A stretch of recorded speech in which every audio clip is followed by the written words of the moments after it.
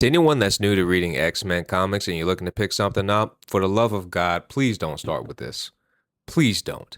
Now, let me at least give you a warning if you do. So check this out. I've only had two X-Men comics under my belt. I have Rick Remender's X-Force and I have Avengers vs. X-Men. That's the only two I've read. Aside from that, I grew up watching a lot of X-Men shows. I grew up just watching just that stuff on TV. So I have some familiarity with these characters and their lore. But even with all that said, I still felt lost. I still felt really overwhelmed with this story because it is a lot of information. It is information overload, and you can be easily overwhelmed by this. Now, with all that being said, if you're going to read House of X, Powers of X, you will enjoy it, but you have to push through the amount of information, the amount of times you're going to feel lost and confused, the amount of times you're going to feel stupid. Am I not getting what Jonathan Hickman's trying to tell me with this story? Regardless of all that, I will say I enjoyed this book and the payoffs were worth it. Like the reveals within the middle of this story with a certain character is just really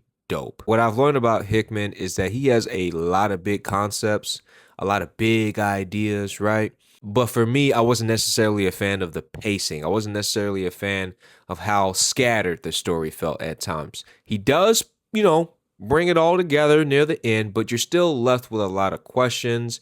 And the way he tells this story, he gives you the answers first, and then you figure out what question you're supposed to be asking near the end. Again, still very enjoyable. Letting the story resonate and sit with me after reading it last week, I've reflected on this book and said, you know what, this wasn't bad at all. But for a new person reading X-Men, you gonna need some context, bro. You gonna need some context. So I would look up a video on YouTube to just give you some baseline information before walking into this.